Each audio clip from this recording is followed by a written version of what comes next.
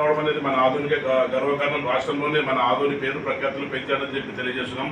మనం రాజకీయంగా ఎన్నో డబ్బులు ఖర్చు చేస్తున్నాం. అలాగే ఎన్నో ఏం చేసినా ఒకటి ఇలాంటి పేద విద్యార్థులు పైకి తీసుకురావడంలో ఉన్నంత ఆనందం ఏది చేసినా రాదని చెప్పి మా మార్తినాయుడు గారు ఈరోజు అది దానికి నిర్వచనంగా నారా లోకేష్ గారి స్ఫూర్తితో దాన్ని ఈరోజు రుజువు చేశాడు.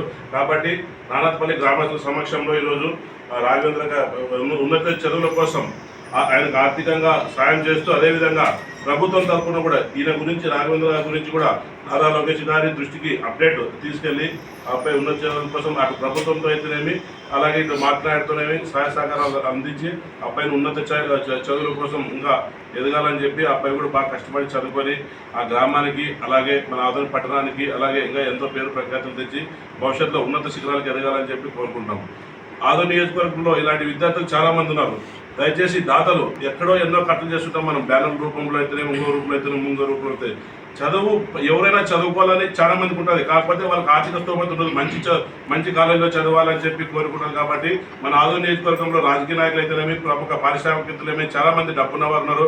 కాబట్టి దయచేసి అందరూ కోరేది ఏమంటే ప్రతి ఒక్కరు కూడా మార్తినాయుడు గారిని ఇన్స్పిరేషన్ తీసుకొని మీరు కూడా అందరూ ముందుకు రండి. ఇలాంటి వారిని ప్రోత్సహించే మన ఆదరణ ఇంకా అభివృద్ధి అవుతుంది.